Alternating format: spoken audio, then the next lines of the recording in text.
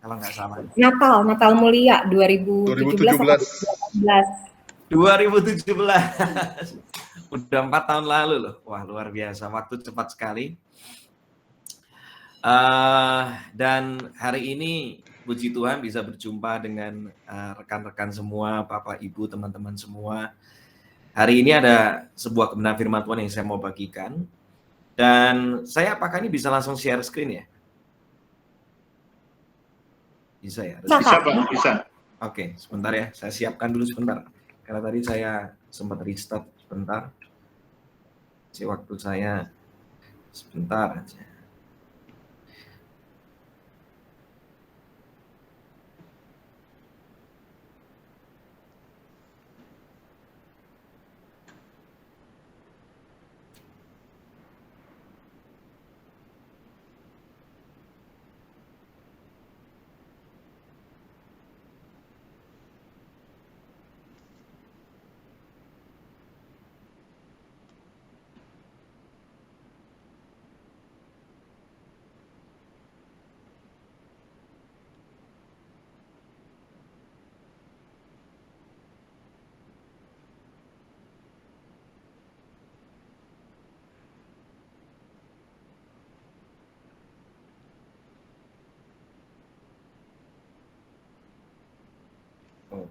Oke.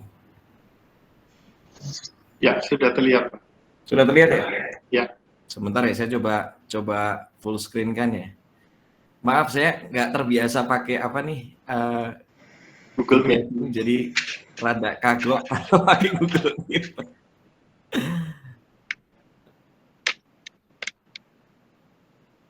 Sebentar ya, Bapak Ibu maafkan saya mesti adjust dulu sebentar.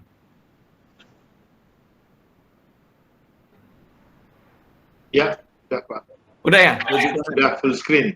Ini mujizat saya bisa Google Team beneran. Saya nggak terbiasa pakai. Oke. Firman yang saya mau bagikan siang hari ini judulnya adalah ujian itu indah. Semua katakan ujian itu indah. Ujian itu indah. Ujian itu indah. Nah, firman Tuhan mengatakan seperti ini. Oke, sebentar.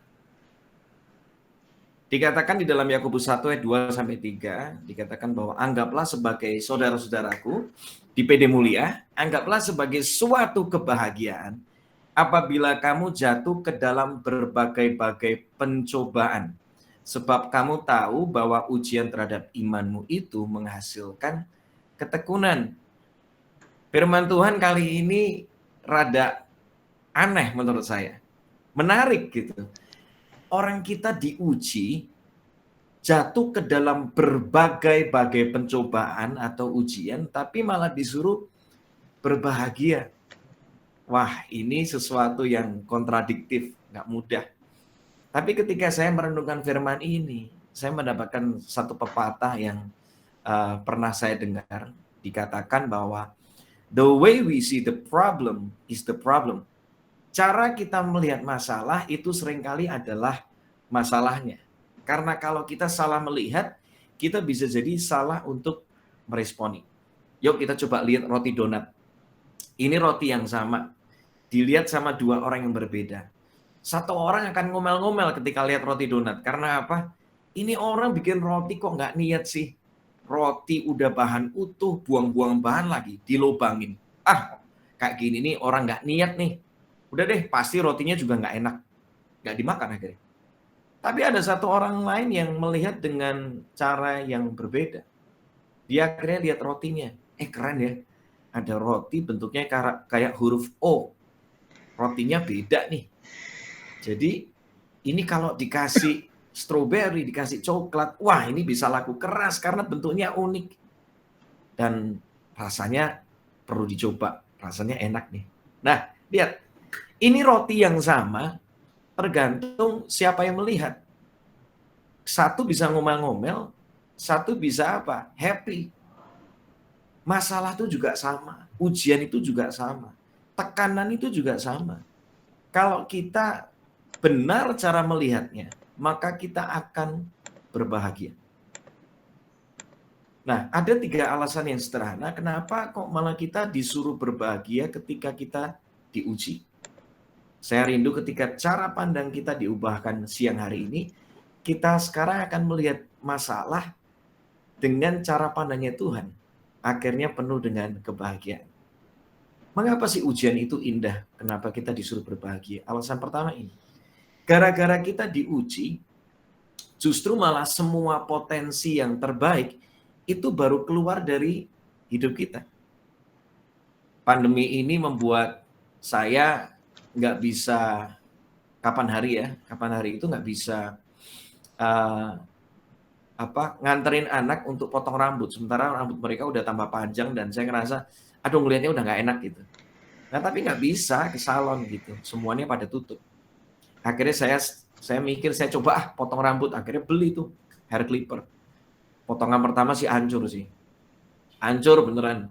Tapi setelah kedua, setelah ketiga, setelah nyoba, saya akhirnya mulai sadar bahwa ternyata saya sedikit mempunyai keahlian, lumayanlah, untuk menjadi hair stylist buat anak-anak saya.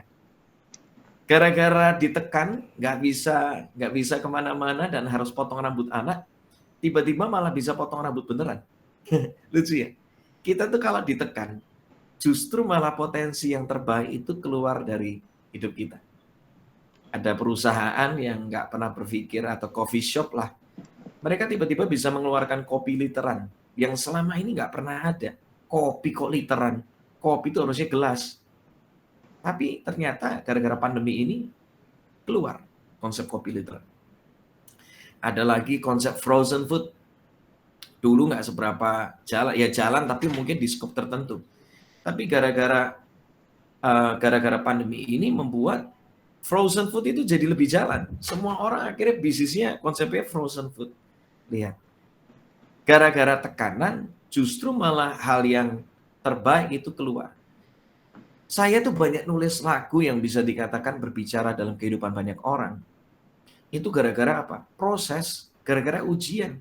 Gara-gara saya pindah ke Jakarta, ngalamin banyak hal, ngalamin tekanan sana-sini, nggak tahu mau gimana, akhirnya keluarlah lagu Kemenangan Terjadi di Sini, keluarlah lagu Yesus Yang Kuandalkan, keluarlah lagu Mengikut Yesus, dan banyak lagu yang lain. Itu benar-benar lagu itu keluar dalam masa kesesakan. Karya terbaik justru malah seringkali keluar ketika kita itu dalam tekanan. Jadi hari ini ketika engkau ditekan, bersyukur. Karena potensi yang terbaik sedang Tuhan keluarkan dari dalam kehidupan kita.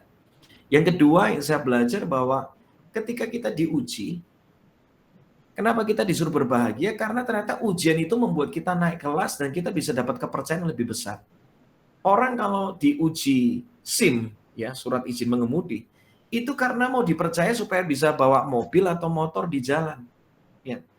Ujian itu selalu mendapatkan, di balik ujian itu ada kenaikan kelas, ada kepercayaan yang lebih besar. Saya masih ingat sekali era 2000, tahun dimana saya lagi banyak nulis lagu juga awal-awal itu. Saya mendapatkan banyak ujian intimidasi dari banyak orang. Saya nulis lagu dibecandain, tapi yang masalahnya yang ngebecandain ini gitu. Ketika saya udah bikin banyak lagu, dia ngomong gini, Ki, lagu kamu kalau misalnya nggak segera dibikin album ini, lagunya bisa membusuk semua nih. Akhirnya nggak kepake loh, Ki. Wah, itu nggak enak banget. Yang ngomong saya awalnya merasa terintimidasi, tetapi saya nggak mau menyerah. Saya akan terus menulis lagu. Pakai nggak dipakai, yang penting aku menuliskan kesaksian hidupku berjalan bersama dengan Tuhan hari-hari itu. Pernah suatu kali mau naik mimbar, ini udah mau naik panggung, tiba-tiba saya dipanggil sama WL-nya, pemimpin puji, dia ngomong kayak gini, Ki, aku udah dengerin album kamu. Oh ya, gimana Kak? Ini orang penyanyi terkenal gitu, tapi kata-katanya nggak enak banget. Dia ngomong gini, suara kamu jelek ya. Bayangin, ini lagi mau promo album, lagi mau naik, dipanggil untuk diomongin, cuma diomongin, suara kamu hancur ya, jelek ya. Saya pernah ngalamin mau naik mimbar juga, tiba-tiba di stop, nggak boleh naik. Itu waktu saya pelayanan di Myanmar. Begitu banyak kejadian yang nggak mudah yang saya alami dalam kehidupan saya, mengintimidasi, merendahkan, menekan saya. Tetapi ketika saya terus berjalan, dan saya melewatinya, saya bisa katakan hari ini saya bersyukur.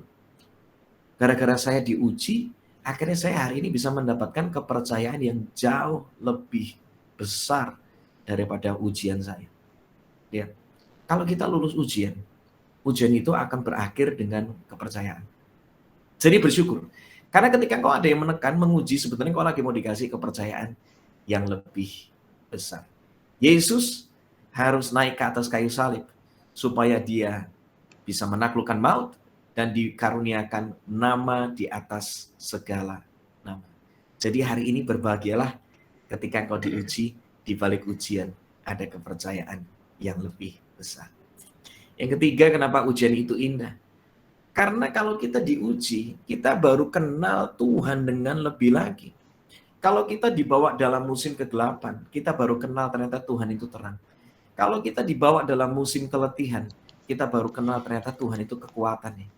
Kalau kita dibawa dalam musim kebingungan, kita baru tahu bahwa Tuhan itu jalan. Ketika kita dibawa dalam musim keterbatasan, kita baru tahu bahwa Tuhan itu ternyata tidak terbatas. Ketika kita dibawa dalam musim ujian, kita baru tahu ternyata Tuhan itu adalah sumber kekuatan dan kemenangan. Lihat, Tuhan itu luar biasa. Suatu kali saya mau launching album, saya sempat kecewa karena tidak mendapatkan dukungan dari orang yang saya kenal baik. Tapi tiba-tiba Tuhan bicara, kalau ada manusia yang mempromosikan album kamu dan album kamu akhirnya dikenal di mana-mana, itu mah biasa, Ki. Tapi kalau tidak ada satu manusia yang mempromosikan album kamu dan album kamu jadi berkat di mana-mana, itu baru Tuhanmu luar biasa. Wow. Ketika saya ngalamin itu, pertama cara pandang saya diubahkan dan benar. Hari H ketika album saya diluncurkan, album Closer yang pertama, yang ada lagu Kemenangan Terjadi di Sini, saya nggak melihat sesuatu yang spektakuler, biasa aja hari itu. Tetapi besoknya saya kaget. Tiba-tiba album itu naik di peringkat nomor 1 di iTunes Chart Indonesia. Dan gak lama setelah itu lagu itu jadi berkat di mana-mana. Bahkan di bulan Oktober, saya tiba-tiba diundang untuk menjadi salah satu nominator dari Anugerah Musik Indonesia melalui lagu Kemenangan Terjadi di Sini. Lihat, gara-gara ujian, saya awalnya kecewa. Tuhan ubahkan cara pandang saya. Saya jadi kenal, benar, Tuhanku itu yang mengangkat saya. Akhirnya saya jadi kenal Tuhan dengan lebih lagi. Jadi bersyukur. Ketika kita diuji itu indah kok. Karena apa? Kita jadi kenal siapa Tuhan. Nah, permasalahannya gini. Ketika kita diuji, hasilnya itu 2. Bisa berakhir kandas, bisa berakhir indah. Seperti sebuah bangunan, seperti sebuah rumah, ketika turun hujan, datang banjir, angin melanda. Ada yang rumahnya rubuh, ada yang rumahnya kuat, ada yang rumahnya kandas. Nah, hari ini bagaimana bisa membuat ujian kita bisa berakhir dengan indah. Yang pertama yang saya belajar, ketika engkau diuji, jangan pernah hilang kedekatanmu dengan Tuhan. Ketika kita diuji itu seringkali kita panik, bingung, nggak tahu harus ngapain. Bisa seringkali kita emosional, salah ambil keputusan. Nah, kenapa dalam kondisi seperti itu kita jangan hilang kedekatan kita dengan Tuhan? Yang saya temukan ini, hanya dekat Allah saja aku tenang. Mazmur 62 ayat 2. Karena ketika kamu dekat sama Tuhan, ketika kita dekat sama Tuhan, ketika diuji, kita awalnya panik. Kita tuh jadi tenang lagi. Anak saya suatu kali, dia begitu panik, gelisah, bahkan histeris. Ketika dia masih kecil, umur 2 tahun. Itu karena apa? Dia dengar suara petasan, membuat dia takut. Tapi dalam ketakutannya, dia berlari menghampiri saya, mengangkat kedua tangannya, dan dia ngomong, "Daddy gendong." Ketika saya angkat dia, saya peluk dia. Dari yang awalnya takut, seorang anak itu dipelukan bapaknya, menjadi tenang kembali. Kita, kalau ada di pelukan Bapak, di dalam hadirat Tuhan, kita kembali tenang. Jadi jangan hilang kedekatanmu dengan Tuhan ketika kau diuji. Karena Tuhan mau mengubahkan ketakutanmu menjadi ketenangan. Keputusasaanmu menjadi pengharapan yang baru. Kelelahanmu digantikan dengan kekuatan yang baru. Ketika kita diuji, seringkali kita nggak tahu kan harus mau melangkah kemana. Firman Tuhan mengatakan seperti ini. Di dalam Mazmur 25 ayat 14. Dikatakan, "There is a private place reserved for the lovers of God, where they sit near Him and receive The revelation secrets of His promises. Di sini dikatakan bahwa orang-orang yang dekat dengan Tuhan itu akan menerima pewahyuan atau tuntunan dari Tuhan. Kalau misalnya Anda punya kartu ATM, kan itu ada PIN-nya, betul ya? Ada rahasianya untuk bisa mengambil uang dari sana. Nah, rahasia itu kalau Anda punya, saya percaya yang tahu PIN kartu ATM Anda itu pasti cuma orang terdekat, betul nggak? Bisa jadi istri Anda, suami Anda, atau anak Anda. Intinya orang yang bisa Anda percaya. Nggak mungkin namanya rahasia itu dikasih tahu sembarangan orang. Sama dengan Tuhan. Cuma orang yang dekat dengan Tuhan, Alkitab katakan, yang akan menerima rahasia tuntunan Tuhan. Jadi ketika kita diuji, ketika kau dekat dengan Tuhan, Tuhan akan mengatakan langkah mana yang kau perlu ambil, keputusan mana yang kau perlu ambil. Saya juga awalnya ketika pandemi ini banyak ngalami ketakutan. Gak tahu harus melangkah gimana. Jadwal tiba-tiba nol semua. Tiba-tiba istri saya ngomong, sayang, kita nabur yuk. Karena waktu tadi doa aku digerakkan untuk nabur. Ya udah, akhirnya kita nabur ke beberapa orang. Dan itu bukan musim yang mudah. Karena saya sendiri lagi nggak ada penghasilan. Dengan dana yang terbatas, kami belajar nabur. Ternyata dari taburan itu mendapatkan banyak hikmat Tuhan. Beneran. Istri saya, singkat cerita, dia berpikir, kalau misalnya aku punya kue cuma harga 300.000, aku mau jual itu tetap 300.000, tetapi kualitasnya aku mau tingkatkan dengan kualitas harga 1 juta. Saya ngomong, yang kamu nih buang-buang bahan. Enggak, yang. Nanti kalau misalnya, ini karena ini melawan hukum. Karena apa? Biasanya orang kalau udah jual murah itu mau ngangkat harga kan susah. Ya, seringkali kan seperti itu. Nah, istri saya ngomong, dia tetap kekeh, dia ngomong, enggak, percayalah nanti berapa bulan lagi harga kueku akan meningkat karena aku bikinnya bagus. Hari ini promo dulu aja. Singkat cerita seperti itu. Saya kaget. 5 bulan setelah itu, benar, harga kue istri saya itu naiknya 2,5 kali lipat. Dan sampai hari ini, order kue itu nggak pernah berhenti. Selalu ada aja orang yang order. Dan singkat cerita, pemeliharaan Tuhan selama musim pandemi ini begitu indah. Awalnya kami nggak ngerti, itu baru cerita dari istri saya. Awalnya nggak ngerti, tapi yang luar biasa, tuntunan Tuhan. Itulah yang membuat kami bisa kuat, kami bisa dipelihara Tuhan sampai hari ini. Dekat dengan Tuhan, kita jadi punya tuntunan Tuhan. Dengan tuntunan Tuhan, kita jadi bisa mengambil keputusan yang terbaik. Firman Tuhan juga mengatakan kenapa jangan hilang kedekatanmu dengan Tuhan. Sebab Tuhan itu tempat perlindungan. Dia kekuatan. Sebagai penolong dalam kesesakan sangat terbukti.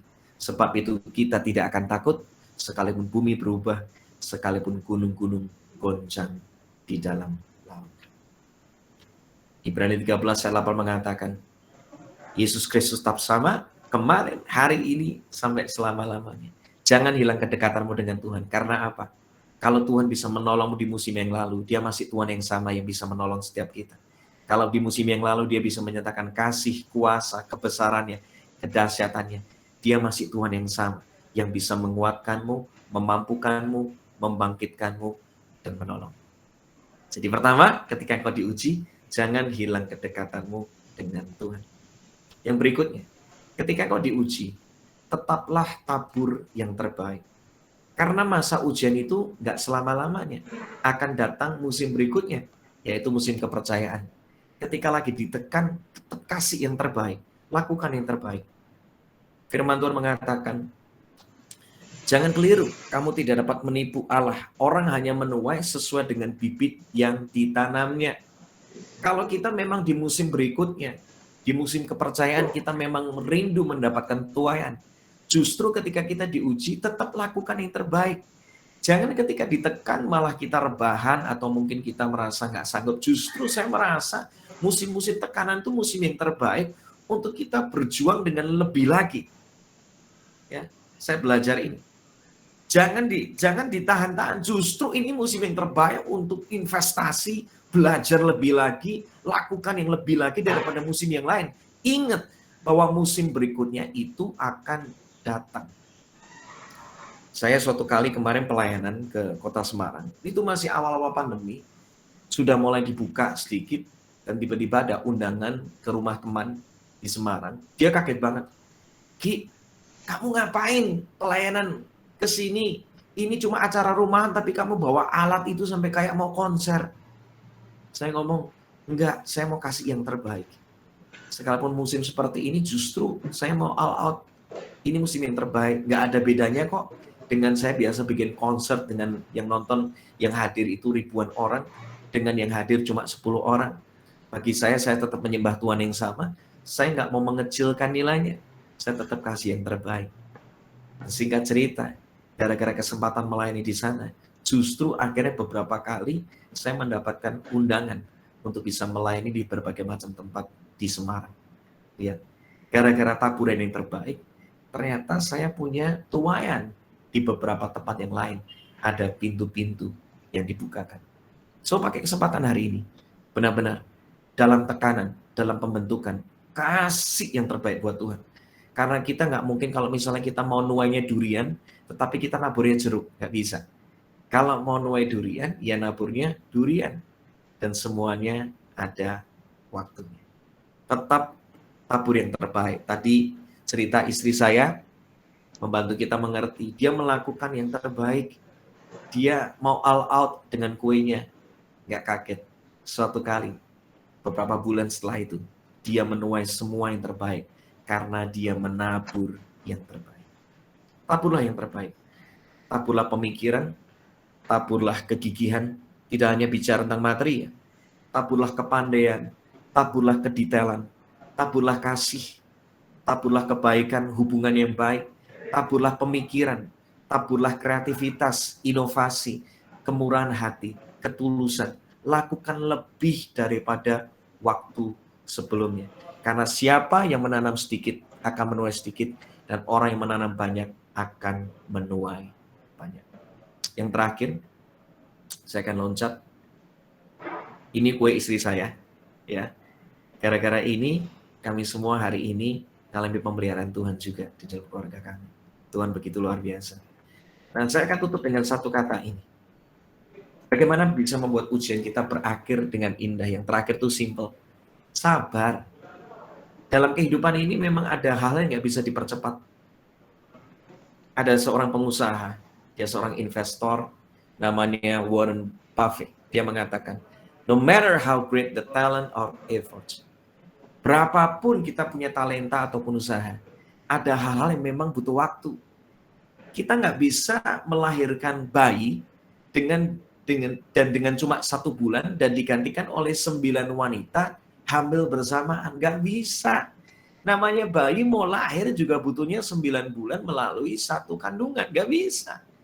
Ada hal-hal yang memang butuh waktu. Karena itu sabarlah. Kita mengatakan di dalam Pengkhotbah 3, 1-4. Segala sesuatu itu ada waktunya. Segala sesuatu ada masanya. Apapun di bawah langit ini ada waktunya. Ada waktu lahir, ada waktu meninggal. Segala sesuatu ada expirednya. Yang nggak ada expirednya cuma kebaikan, kasih setia Tuhan, anugerah Tuhan dalam kehidupan kita. Ada waktu untuk menanam, ada waktu untuk mencabut yang ditanam. Ada waktu untuk membunuh, ada waktu untuk menyembuhkan, ada waktu merombak, ada waktu membangun, ada waktu menangis, ada waktu tertawa, ada waktu meratap, ada waktu untuk menari. Lihat, segala sesuatu itu ada waktunya. Badai itu nggak selama-lamanya kok, percayalah. Masalah itu nggak selama-lamanya. Karena kalau musim kering, suatu kali akan berganti musim hujan. Itu nggak selama-lamanya. Jadi sabarlah. Saya punya satu kesaksian. Gara-gara pandemi ini, kantor saya itu bubar, baru dipakai 4 bulan. Nggak mudah. Ada trip ke Israel yang harusnya membawa 130 orang. Itu akhirnya batal. Income saya 0. Saya akhirnya nggak sanggup waktu itu untuk membayar beberapa cicilan yang harus ada. Salah satunya adalah cicilan mobil. Karena waktu itu saya sedang ada cicilan mobil karena memang ada sebuah kebutuhan yang harus saya pakai gitu. Akhirnya mau nggak mau saya harus jual mobil. Tapi waktu itu jual mobil itu susah banget. Karena mungkin saya kepengen harganya tinggi, kalau mungkin dijual dengan harga super rendah, itu lebih mudah. Dan singkat cerita, udah ada beberapa orang itu kontak, lihat ke rumah, 4-5 orang, itu batal semua. Saya akhirnya setelah selesai, ada satu orang yang terakhir batal, saya cuma ngomong sama istri saya gini, udahlah ya, kita nih disuruh sabar. Bisa jadi kita tuh nggak boleh kasih harga yang terendah, karena Tuhan mau kita mendapatkan harga yang tertinggi. Saya bercanda sama istri saya gitu. Sebenarnya itu udah kata-kata iman yang mungkin udah nggak tahu mau gimana. Kira-kira 2 minggu setelah itu jam 11:30 malam, ada orang WhatsApp saya, Pak, apakah mobilnya masih ada nggak? Masih Pak. Ya udah, saya besok mau lihat. Besok bisa langsung siapin kwitansi apa nggak? Saya pikir bingung. Ini orang belum lihat mobilnya udah main kwitansi aja. Dan mau lihatnya hari Minggu lagi, saya bingung. Beneran. Saya pikir dia bercanda. Beneran. Besok paginya jam 10 pagi orangnya datang. Dan yang saya bikin saya kaget, itu orang datang itu naik taksi. Bawa sekeluarga. Saya tambah bingung, ini maksudnya apa? Saya akhirnya ngobrol sama ini orang. Akhirnya dia lihat mobilnya, dia langsung srek. Habis itu dia ngomong, Pak, ya udah Pak, harga pasnya berapa? Saya akhirnya cuma potong itu nggak banyak. Singkat cerita dia langsung oke. Dia langsung, Pak, saya transfer sekarang ya, Pak. Jadi tolong siapin kwitansinya. Saya bingung, akhirnya pagi hari itu akhirnya terjadi transaksi dan semudah itu mobilnya laku. Ini gak masuk akal. Dan lakunya dengan harga yang jauh lebih tinggi daripada 4-5 orang yang pernah lihat sebelumnya. Saya sekarang ngerti. Kadang-kadang kita memang disuruh sabar sama Tuhan. Karena yang terbaik sedang Tuhan mau nyatakan. Amin. Jadi hari ini ketika kau diuji, sabarlah karena yang terbaik sedang Tuhan mau nyatakan. Saya rindu sebagai ayat penutup kita mau baca ini bersama-sama. Gantilah dengan kata kamu dengan kata saya. Ya, siap PD Mulia? Kita akan akhiri dengan satu firman Tuhan. Jadi kalau nanti kita baca 1 Korintus 10 ayat 13, pencobaan yang saya hadapi hanya percobaan yang dialami semua orang, tetapi saya dapat mempercayai Allah. Ya, semuanya siap untuk membaca bersama dengan saya? Jadikan itu sebagai perkataan imanmu supaya ujianmu berakhir dengan indah. Ya, kita akan mulai bersama-sama. 1 Korintus 10 ayat 13. 3, 2, 1. Pencobaan hanya seperti pencobaan semua orang. Tapi saya dapat mempercayai Allah. Dia tidak akan membiarkan saya dicobai lebih daripada yang dapat saya tanggung. Pada saat saya dicobai, dia akan memberikan jalan keluar dari cobaan itu sehingga saya dapat bertahan. Amin. Amin. Saya dapat menanggungnya karena Tuhan selalu punya jalan keluar buat kita semua. Amin. Amin. Amin. Amin. Jadi ujian itu indah. Amin. Karena di balik ujian potensi terbaik sedang Tuhan mau nyatakan. Yang kedua, di balik ujian kita mau dikasih kepercayaan lebih besar. Bersyukurlah. Di balik ujian kita jadi kenal Tuhan dengan lebih lagi. Bagaimana bisa membuat ujian kita berakhir dengan indah? Ingat, jangan hilang kedekatanmu dengan Tuhan. Karena Tuhan adalah sumber ketenanganmu, Tuhan adalah sumber hikmat dan tuntunanmu. Dialah kekuatan dan perlindungan yang kita butuhkan. Yang kedua, tetap tabur yang terbaik, kerjakan yang terbaik. Justru ketika kita diuji, ditekan, taburanmu itu akan menentukan tuayanmu. Kalau kau pengen ujianmu berakhir dengan indah, lakukan yang terbaik. Taburlah kegigihan, taburlah keuletan, taburlah kepandaian, taburlah kasih, kebaikan, hubungan yang baik, pemikiran, inovasi, dan kemurahan hati. Yang terakhir, sabar. Karena untuk segala sesuatu ada waktunya. Ketika sabar, yang terbaik akan datang. Kita tidak tahu apa yang bisa terjadi di hari esok. Manusia itu terbatas. Tetapi yang paling penting, kita tahu siapa yang memegang hari esok kita. Namanya Yesus, dia tidak pernah berubah. Dulu, sekarang, sampai selama-lamanya.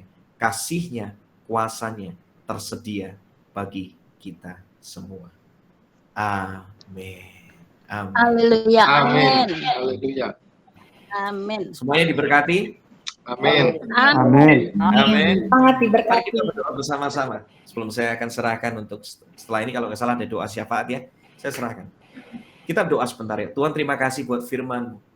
Hari ini kalau kami sedang diuji, ditekan, kami mengalami begitu banyak hal dalam kehidupan kami, di keluarga, di pernikahan, di pekerjaan, dalam hubungan kami, atau dalam hal yang lain. Kami tahu setiap ujian itu akan membuat semua hal yang terbaik. Kami justru akan menjadi karakter kami didewasakan. Ada kekuatan, ada hikmat Tuhan yang Tuhan mau nyatakan. Potensi kami pun akan dikeluarkan yang terbaik. Di balik ujian kami tahu kami bisa kenal Tuhan lebih lagi. Dan selalu ada kepercayaan yang baru. Kami bersyukur kok Tuhan buat ujian-Mu. Karena kami tahu semuanya mendatangkan kebaikan. Hari ini biar kami semakin mendekat kepada Tuhan. Kami terus melakukan yang terbaik dari hidup kami. Dan Tuhan, kami mau sabar. Karena ketika kami sabar, kami tidak menyerah, yang terbaik pasti datang. Yes, kami tidak tahu apa yang terjadi di esok hari, tetapi kami tahu Tuhan memberikan kemenangan, Tuhan tidak pernah meninggalkan kami, kasih-Nya, anugerah-Nya tersedia bagi kami yang mengasihi. Terima kasih Bapak, kami bersyukur buat siang hari ini, berkati PD Mulia melalui persekutuan doa ini, banyak orang bisa mengenal Tuhan, dan kami bisa memperkenalkan Tuhan Yesus yang luar biasa. Dalam nama Yesus kami bersyukur dan berdoa. Haleluya. Amin. Amin. Amin. Amin.